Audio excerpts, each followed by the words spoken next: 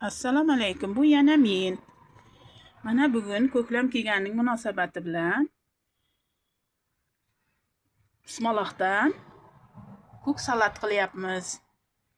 Mana ketma-ketlikda hozir Rayhona qizim tayyorlaydi. Qarab turing. Ana. Ko'klam oyimiz muborak kelsin. Pishiqchilik rizqimiz butun bo'lsin.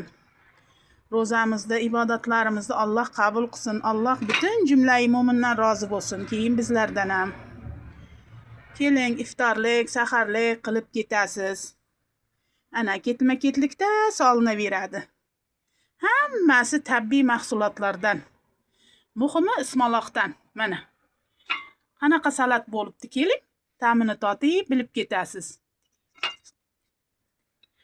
Qanday iftorlar bilan, saharlar bilan, ro'zalar bilan, ibodatlar bilan charchamayapsizmi? Sog'liklaringiz yaxshimi? Biz yaxshi. Sizlar qanday? Tinchlik, omonlik bo'lsin yurtimizda. Prezidentimiz omon bo'lsin. Tani joni sog' bo'lsin O'zbekistonni o'ylagani uchun. Chisnok. Oxirida sepasiz. Tapga qarab tuz solsangiz bo'ladi, solmasangiz ham bo'ladi. Ismaloqni o'zi tabiiy Alloh tomonidan yaratilgan tuzi, yog'i bor. Yoqsab yersangiz ham bo'ladi. Qarang qanaqa chiroyli salat bo'lyapti. Retseptini so'rasangiz aytib beramiz.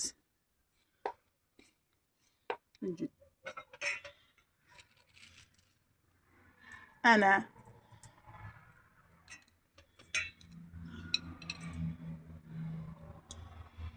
Keling. Yeganlarga osh bo'lsin. Xayr, omon bo'ling. Zo'rmi?